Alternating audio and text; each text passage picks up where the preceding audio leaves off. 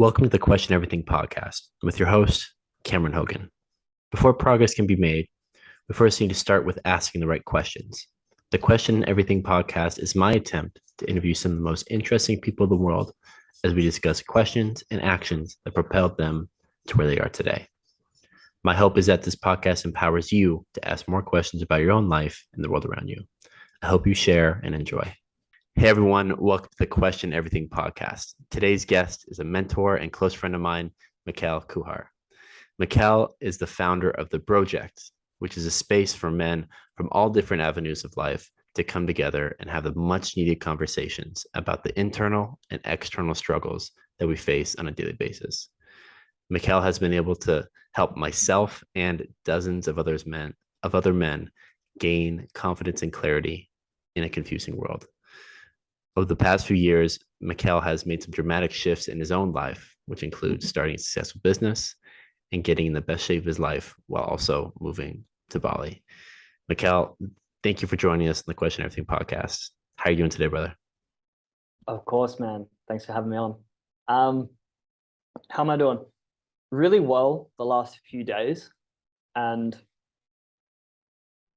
to be honest, the last few weeks, there's been like this, it's almost like growing pains or resistance in a lot of the things I've been doing. But the last few days have been really, really great. It feels like everything's kind of, the lid's coming off and the ceiling's being raised. So it's been good, my man.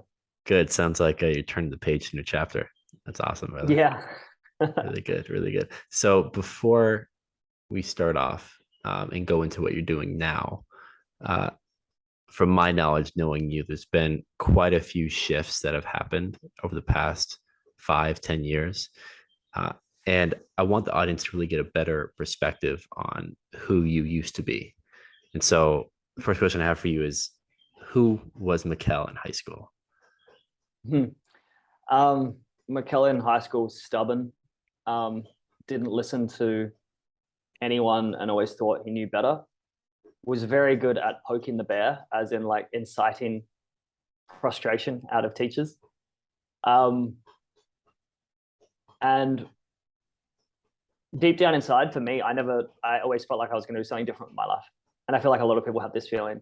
And it's a conversation you have over beers or coffee with friends. Like I always feel like I'm going to do something bigger and better. And I always felt that. And it took a while to really go down that avenue and explore what that looks like. But in school, I was like a C grade, the occasional B kind of student. When we look at like accolades and things like that, I just love sport. And that's all I wanted to do, play basketball, play sport all the time. Scraped my way through school after being asked to leave one school. I left before I was expelled, which is interesting. Looking back now, I saw like I had a bit of an entrepreneurial streak in my life. I was one of the first kids in my school to have a good internet connection. And I'm not sure if I've already shared this with you before. Oh, wow. No.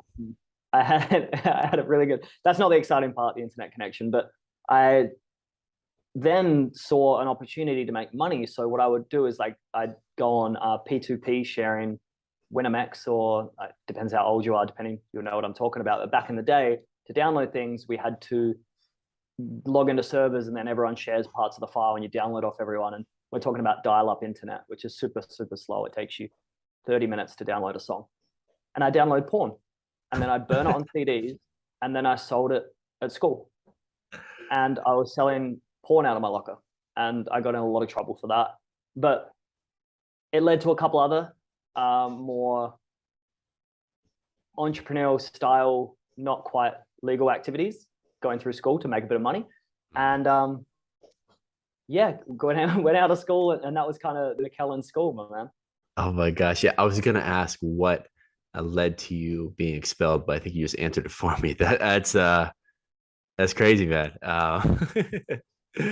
Wow. So when I think of what that Mikele must have been, 17, 18-year-old, and then I look at the Mikele today, with all the success you've had and what I feel from an outsider's perspective in nearly every area of life, those are some pretty dramatic changes. And this whole podcast, the main thing is asking ourselves questions that we may not have thought of before. So to turn from 17-year-old Mikele to where you are now, what questions did you have to ask yourself, and what actions did you take to become the man you are today? I mean, for a huge part of that, I would say even 18 to 25, I couldn't really tell you there was like the great questions I was asking myself. I was kind of very naive to, I was always chasing the next quick thing, whether that was like business, women, going out and partying. There wasn't really like a long-term game plan. And for me, I was going out most weekends. I was spending all my money on going out. I was heavily invested into cars. When I wasn't going out, I was driving and drifting in the hills with my friends till 3 a.m. And then we'd go out, take our cars out the track. And I poured a lot of money into that. And I was just enjoying whatever I enjoyed. That's my highest excitement. I went to that. And it wasn't until I got to 24, 25, and being the person who always chased the dollar, I'd just go from job to job, whichever one paid the most. Like, that one pays more. Cool, let's do it. And then I started to get to 23, 24, 25, and I see all my friends around me that, oh, like you're a dual trade technician, electrician, getting paid 200K a year plus, doing fly in, fly out in the mines. This guy just finished his uni degree and now is employed as a lawyer and in this amount, and I'm just like, shit, what have I been doing? Like, the reason I was in hospitality, then I stepped into the building industry is because my dad was a builder and it was the low hanging fruit. I had a job opportunity to me. So I was kind of on autopilot up until 25. And where the different types of questions and the real deep questions started for me was, I owe a lot to network marketing. As much as people shame and rag on it, for me, that was my door to personal development. I, again, was chasing the money. I was, I can build a sales team and I can earn X amount of dollars. But what they really insisted at the company was to go to personal development events. And I remember the day when I flew over to Melbourne for a 2-day intensive with a guy called David Woods, who's a Canadian guy. And that day in that room with 1,000 people, it was the first time I ever understood that I could think differently. Like, he pointed out, I actually get goosebumps now, because it was such a defining moment for me where, like, he pointed out examples of life which was so spot on to the way I thought, and then would question it and show you a different perspective. And I would just believe everything that was told around me a lot of the time. My parents done this and this person thinks this is a good idea, and well, they earn good money, so they should know what they're talking about. And that really opened up a world to me of just self-exploration, personal growth, personal development, and led me down the path of seminar, event, book, podcast, business idea. And that was really the defining moment to me, that one event, to moving down to the path where I am right now. It's pretty amazing, man. I think I find that pretty relatable too. When I was 18, I got involved in network marketing and financial services right out of high school. I said, I don't want a lifeguard anymore, and I want to get into business. And the first thing that came across my plate was life insurance and financial services.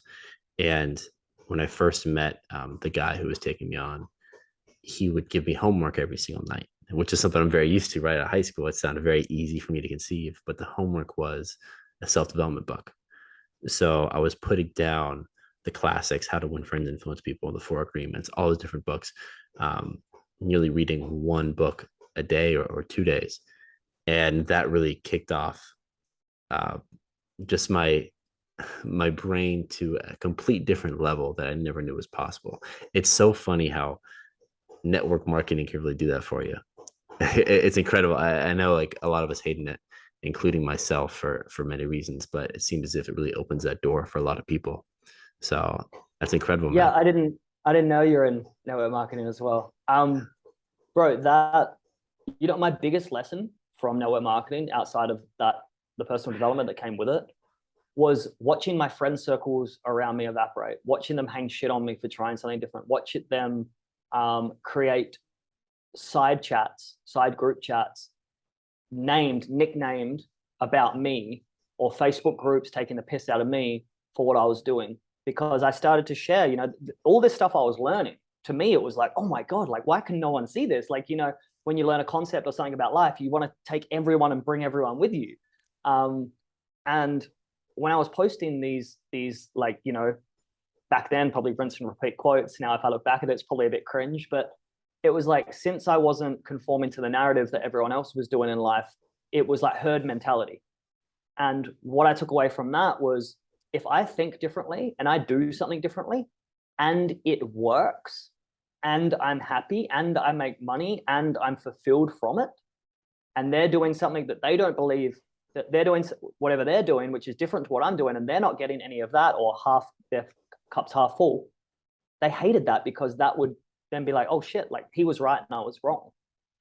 But at the time, it broke me, man. Like, guys that I would like catch up with on weekends in friendship circles were just hanging shit on me online all the time. Or when I would rock up to catch up with everyone, there were side comments all the time. And that was the biggest thing I took away. There was a big separation with a lot of friendship groups, man. Like, a lot of people I just stopped speaking to, because what I wanted to do was so much, like, was more than that friendship. And that was tough, bro. Like, so many people have to walk away from friendship groups. And if someone's listening to this now and they have come up against adversity in that, like, you will literally, it, like, the way you manage this, it is dependent on what you're willing to tolerate. And whatever you're willing to tolerate will continually push your boundaries until you get to a breaking point, until you need to say something, until you need to speak up, or you can just distance yourself. There's a few ways to go around that. But yeah, that just came up for me then, because it was like, it fucking hurt. And I came from a place of like, I need to prove them wrong, so this needs to be successful. And when it came from that spiteful place, it made it growing the business even harder, because every time something went wrong, it was like, oh, they were right, they got me, damn it, they're like, I need to show them, and it was just coming from the wrong place. So then you start to, your values maybe put aside to get to this end monetary goal or business goal or whatever that looks like at the time. And that was the big, like, one of the big things that stood out for me. Outside of that, man, yeah, I actually haven't spoken about that for a while, so that's interesting that came up. Yeah, no, that's completely fascinating. I really want to go back to people being distanced from you, or creating distance from being around you once you maybe not necessarily achieve more, but simply just want to achieve more. I feel as if in society, oftentimes we think that the most successful people are kind of stiff arming their family and their friends and everyone away from them, so that they could achieve these levels of success that 99% of people don't. But I feel like it's quite the opposite, where the person who chooses a different life, to adopt a new mindset, or have different ideas and put in the work to go to the next level, they are trying their hardest to lift everyone else with them. But it's actually the people who are refusing to change are the ones kind of giving the stiff arm and talking behind their back and refusing to improve in their own life. And it's a very hard moment, because I think as humans, we really need that community. And if we ever want to grow, oftentimes it takes leaving that community. And it's definitely a hard process, but it seems like you probably made the right choice, would you say, of actually taking the step and doing it? Very much so, man. It's one of the hardest things you can do, is walk away from friendship groups, people that you've been around for 5, 10, 15, 20 odd years. A mentor shared with me one day one quote, a coach I was working with years ago, and he said, where you're going, not everyone can come. And it just made so much sense to me. We only have so much time, so much energy, so much capacity to do the things we want to do.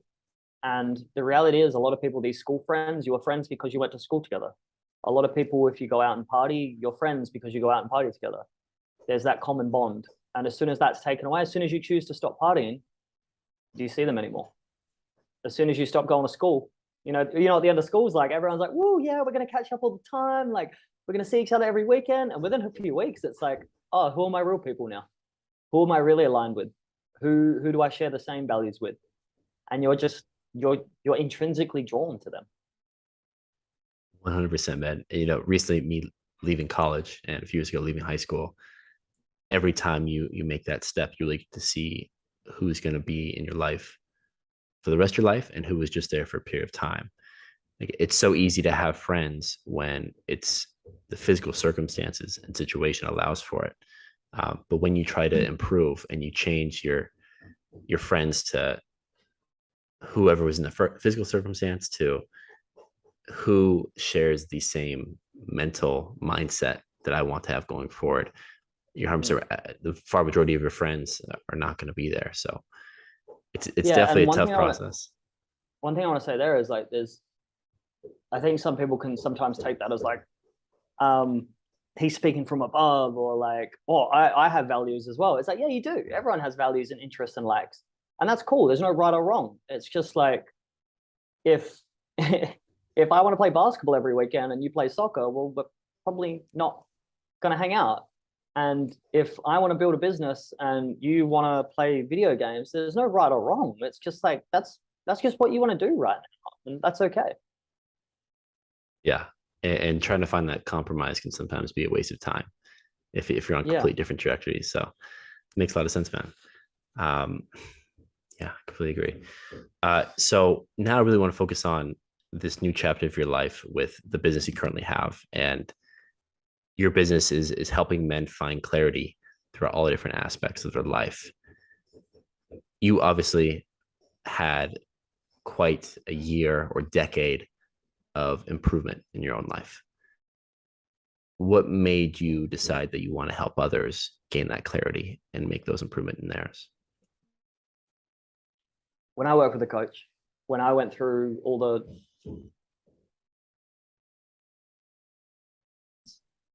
when I had clarity around who I was and where I wanted to go in life, it made everything else so much easier. Um, it was essentially that. It was like, from my own experience, that is the thing I want to help people achieve, because I know what it's like to not have it, and I know what it's like to have it. And I had a small group of friends, maybe 3 or 4, that were just like, we were really tight. Like, we went to seminars together, we went to personal development together, we read similar books, we had similar interests, we were in the same network marketing company together. And we were always like sharing ideas and concepts and like calling each other forward. It's a very big difference between calling out, calling your friend out for, oi bro, like, have you put on some weight? Like, you're looking a bit fatter, hypothetically, or like, oh, do you only get paid this much per week, is getting called out. Getting called forward is like, hey bro, like, is it cool if I give you like some feedback right now? Yeah, like, it looks like you've put some weight on over the last few weeks. Like, I've got a pretty good gym routine. Like, are you open to getting some support with it? Or like, yo, Cam, you said you were going to start to the gym on Monday and it's Wednesday and you still haven't gone. Like, how can I support you in that, bro? Like, what's up? It's the same. It's a very similar conversation, but it's just the way it's handled, and it's handled very wrong in male friendship groups a lot of the time. That's kind of off tangent, but yeah, having the ability, having the friendship circles around me to call me forward, which really helped me stay on the direction and path I wanted to go. And then having that clarity to move forward, man, is like 90% of guys I speak to have the answers. They're just not asking themselves the right questions. And when they have the space to ask the right questions and really sit with those questions, they have the answers. It's just a lot of the times they haven't had the space. They haven't had that person to truly see them and listen to them, and not try to tell them what's right and wrong. Let them have that self-discovery. That a big part of therapy and a big part of coaching is that. It's like asking better quality questions to get better quality answers. When I first heard the idea of coaching, I thought I'd go to someone and just ask them a list of questions that pertain to problems in my own life. And that list of questions, we'd bullet point it and they would answer every single one for me. And after I've worked with you and a handful of other coaches, I've realized that all you really do is hold space for the person you're working with to find the answer themselves. And as the coach, asking the right questions is what will have the person you're working with get to the answer that they already kind of knew needed to happen. But you really just assist them on that process. And I know it's dramatically changed my life. And I know you've done that for other members of the project. And I think it's truly, truly incredible. So as a whole, I know you kind of created this entity, the project, where you have the one-on-one coaching and also a group of men that come together once a week, handful times a week, as long as also with daily group chats, whatever that may be. I really want to know, what is your vision with the project? Where do you see this being 5 years from now, 10 years from now? And yeah. I love it. This has been a question I've been sitting with for like probably the last 5-6 weeks, on the tangibles on how to scale and how to build this out, but more so the long-term vision and what I want it to look like. And community has always been a huge driver for me. Like getting the Broject to a space of having hundreds of guys doing this work together, having the conversations. And a lot of what this leads to is people wanting to start their own businesses and starting a side hustle or whatever that is. I feel like not everyone, but a lot of people, when they go through the personal development side of things, they feel like there's voids or gaps in what they're currently doing at their work or their job that they want to fill with a side hustle or something else. If not, that's okay, cool as well. But having a group of men in there that are having these conversations, exploring these conversations, but then also networking their businesses, leveraging off each other. So what the tangible of that looks like, what I see it evolving to, is a membership-based community where there's events happening all around Australia, mainly to start with, because I know the power of in-person events, that experiential learning. When you get put in the space, it's like, how do you show up now? I'm going to put this here. Everyone's going to look at you. I'm going to ask you these questions. And how do you really show up? And then when you get that feedback, how does that feel in a group scenario? So there's a lot of practices I've been through in spaces like this. And I've walked away from those events and been like, fuck, that is now with me for life. Or I've finally understood this part of myself, compared to going through online. I love the group Zoom calls and everything, but you can't match the space of a group community of guys going through something together. Like if we rewind all the way back to, initiation to men in tribes, that's essentially how it was done. There was some kind of controlled stress application set up, some more extreme than others. And that was an initiation period to go through that. So I see it evolving as like a huge membership site with content coming out every single month, every single week, every single day, whatever level that gets to. And then being able to be in a space where there's other men who are qualified to a space to look after everyone else inside there. And it gives people that don't have that brotherhood, like in their life, to be able to tap into that and be a part of that and have that community grow. There's a reason why 3 out of 4 suicides are men. There's a reason why it's, what was it? I forgot the country, but maybe it could have been Canada. Don't quote me on that. But it was like the leading cause of death in men under the age of 35 was suicide.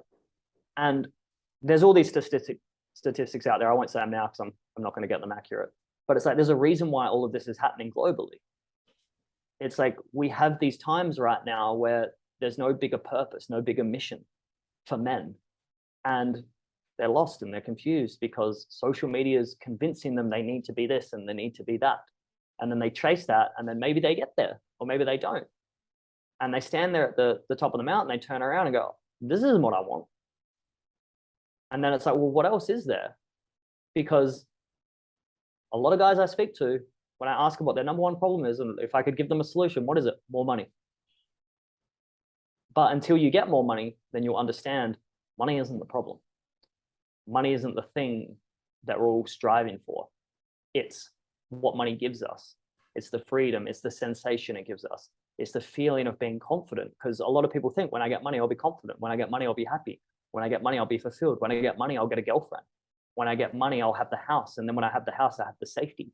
It's always the sensation and the thing that it gives us, the sensation, not the actual thing itself. So community of guys that are all going through this together and supporting each other, as a shorter answer to that. Yeah, I absolutely love that. And I know that that is something that I will definitely be a part of when it gets to that level. I'll be a part of this project along the entirety of it, to be honest with you, just because the great results I've received. And that's really amazing.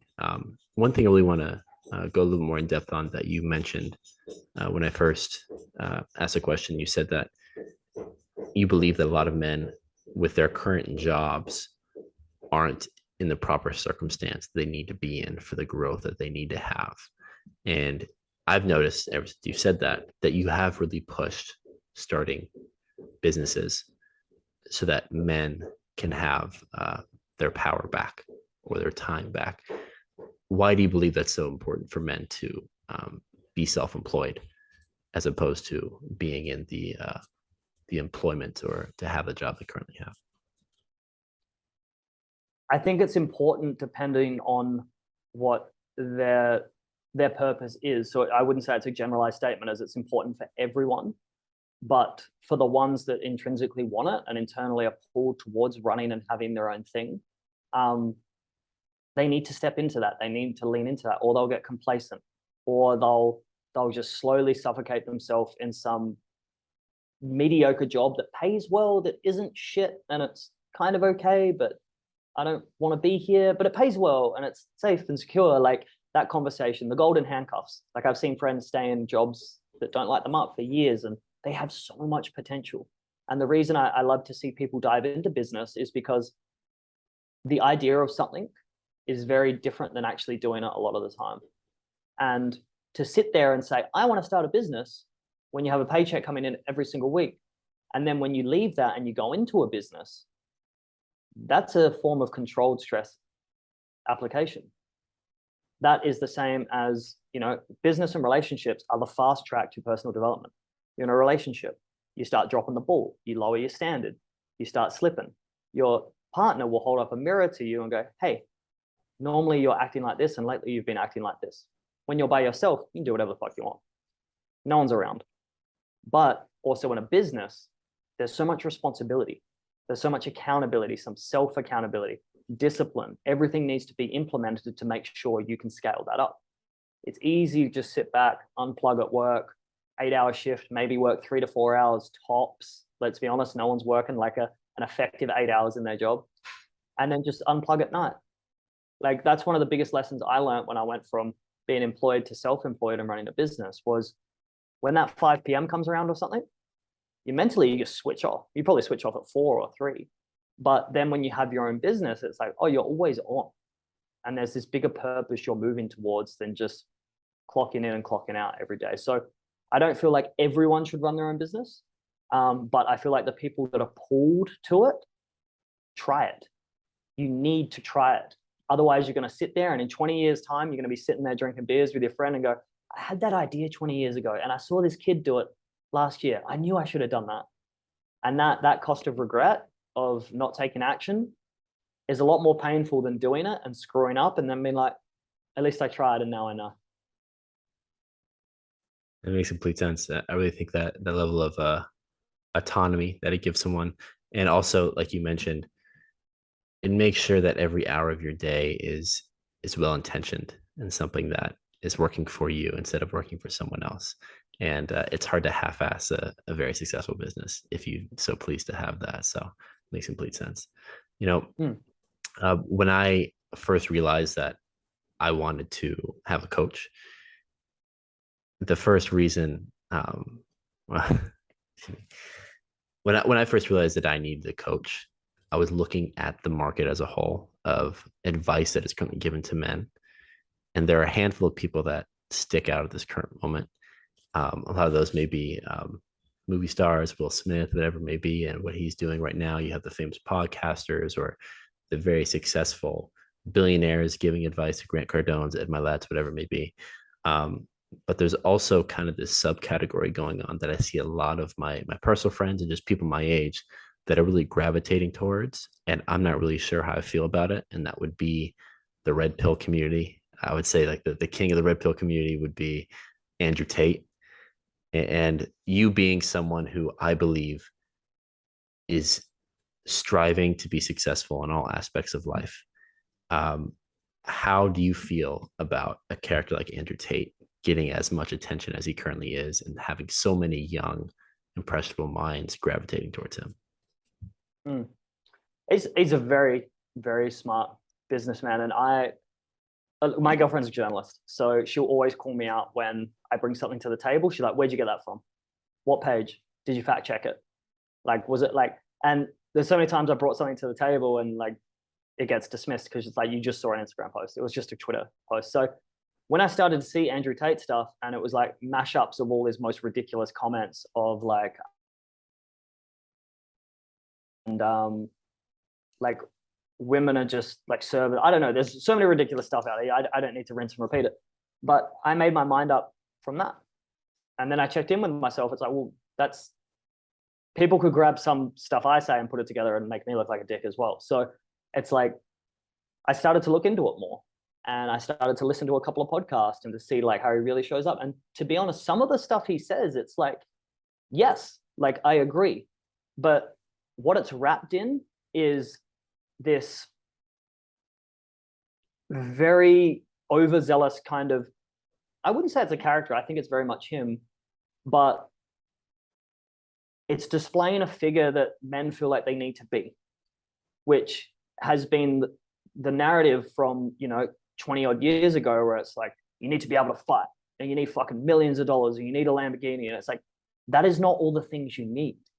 Like the person he's become on the inside, he's a very strong-willed, strong-minded person to achieve what he's done. Has he done that from questionable morality and values? I don't know. I don't know enough of the backing story. I see like clips and that come out, but I feel like men are just looking right now for a lot of people in that space are just looking for someone to be like, yeah, like he's created an external enemy. A lot of times when he speaks about they and them. They try to keep you trapped. And men look for an enemy. They're looking for an enemy at work. They're looking for an enemy to motivate them to go to the gym. They're looking for an enemy on the football field. They're looking for an enemy in life. Like I'm looking for something to blame externally outside of me that doesn't make me hold 100% accountability and responsibility, because that's the reason I need to go do the thing I do. And he speaks very much to this, and he speaks very well to they are keeping you trapped. So the rah-rah of it all, it's very easy to get around because he's externalizing all the problems and then he's putting the accountability on you to do something about it, which is great. But I just feel it's said with very off-the-cuff comments to get people's attention. And, with shock comes change, and he's trying to shake people and get them to buy his shit as well. Because at the end of the day, like, look, anyone online who's selling a paid service is trying to funnel you probably to something. If someone has an Instagram page, hypothetically, for a coach, and they're sharing content, yes, they might be adding value, which is awesome. But please don't forget, like, people have products.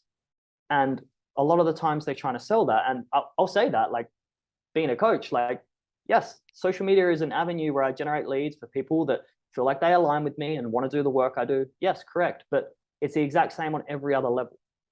Every single person you see speaking online that has a product or service is normally pushing towards it, just like a company or a brand would. And he's done that very well in A, create an external enemy, and then B, showing them, convincing them that they can have this if they sign up to his program. Understood. Yeah.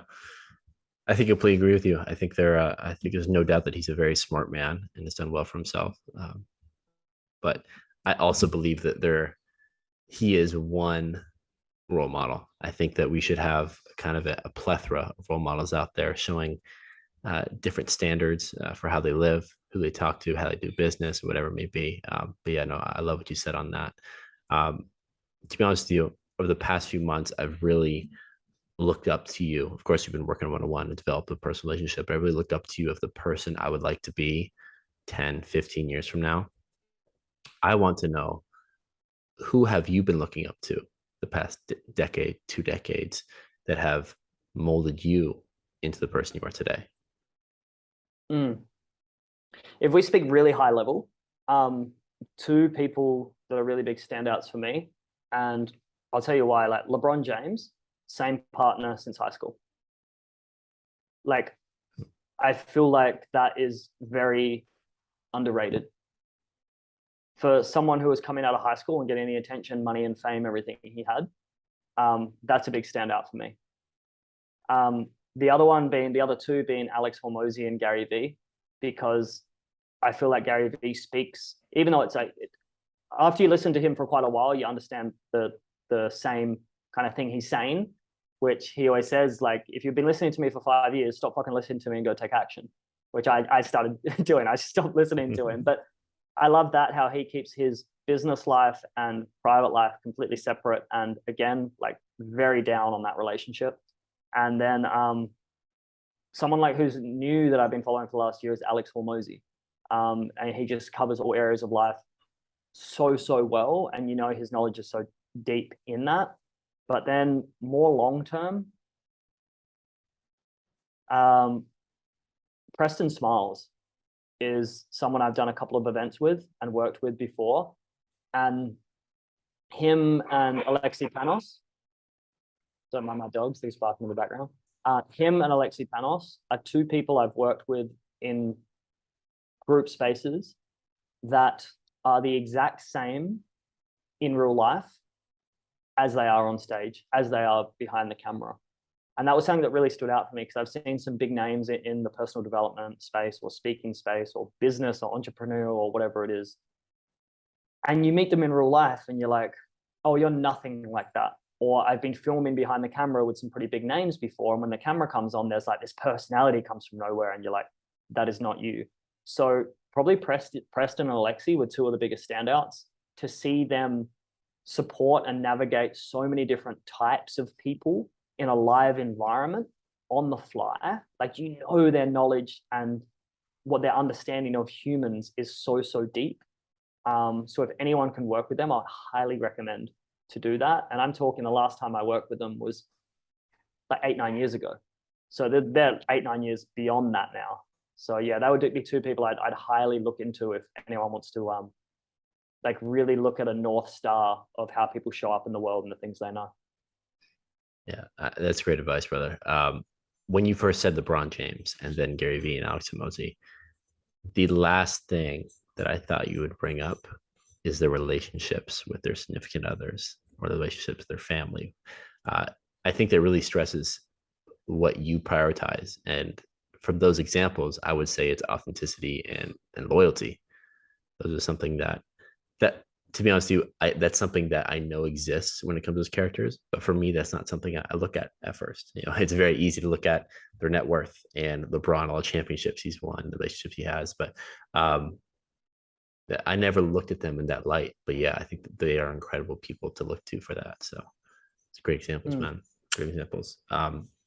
So I know you are a little bit further down the road of life than I am. I just turned 23. And I know you have completely evolved ever since. If you have completely evolved in comparison to your 23-year-old self, if you could give one piece of advice to that 23-year-old Mikele, what would you say? I would say start investing in yourself. Like, start investing in yourself. Because I know myself at 23, and it's like, hats off to you. Like, at 23, we went through this recently, but like, the questions you're asking about yourself and the world are just different to a lot of people at the age of 23. And it's like, that's only going to compound and stack by the time you get to 30, 40 years old. This isn't like 1% every year. It's like compounded interest. Like, this just stacks and stacks and stacks. So like, for you to be having these conversations and these kind of narratives of life at this age is fucking awesome. For me at 23, man, it was like going out every single weekend, spending every dollar in my account, chasing that what's the next fun thing to do. So if I was to go back then, it would be like, start investing in the S&P 500. And then also like, start investing in yourself, develop skills. You don't need a degree at uni. You don't need a degree at college. You don't need any of that. There's so many skills that are transferable in life that you can learn right now. I love that, man. Yeah, I completely agree. I know Hormozy recently had a video, and it was like, the best investment you can make is not the S&P 500, it's the S&Me 500.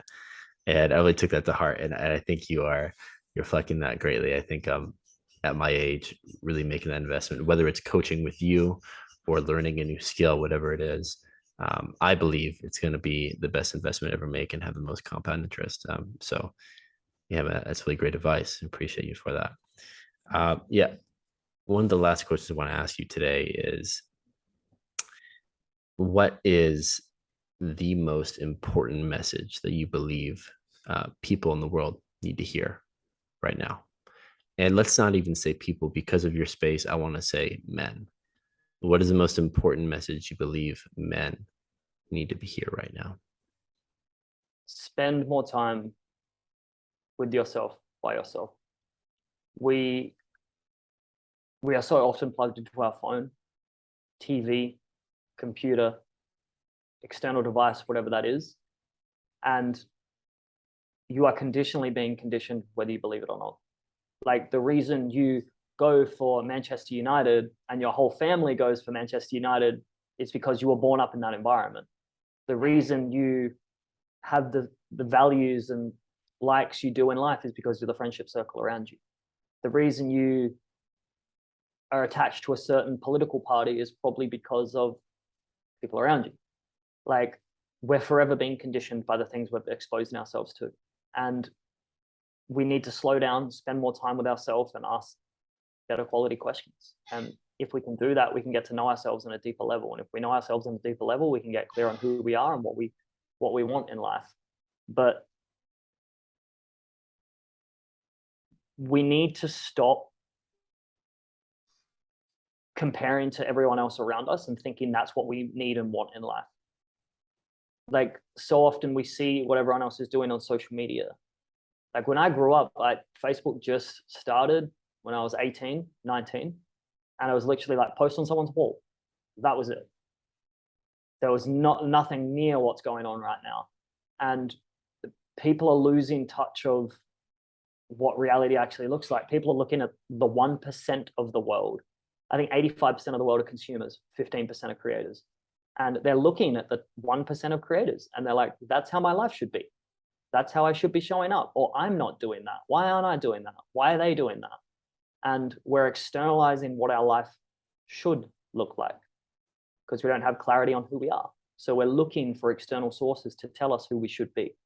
And sometimes it's a good influence. Sometimes it starts a good question, a good conversation. But a lot of the times we get wrapped up in externalizing things will be different when, or we should be like them more, when it's just not true for us. We agree there, man.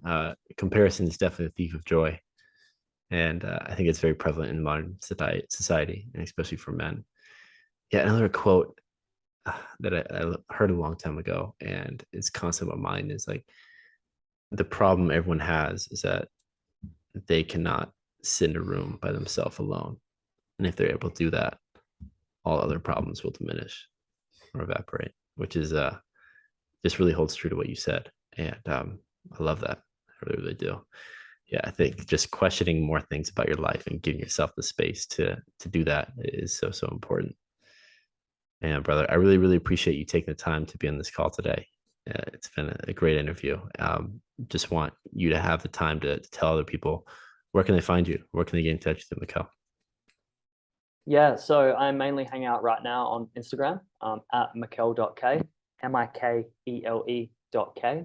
I'm putting some life into the podcast again. So the Broject podcast on Spotify, iTunes, all of that. Yeah, essentially that's it. That's where I hang out most of the time. So if you want to drop me a DM or anything, I'm on there. Thank you so much, brother. Appreciate it. Thank you so much for listening to this episode of the Question Everything podcast. My goal here is to empower you to ask more questions about your own life and the world around you. If you enjoyed it, I would really appreciate if you were to leave a 5-star review on whichever platform you're currently listening to this on, as well as share this episode with others. Until next time, I hope that you enjoy life and ask more questions.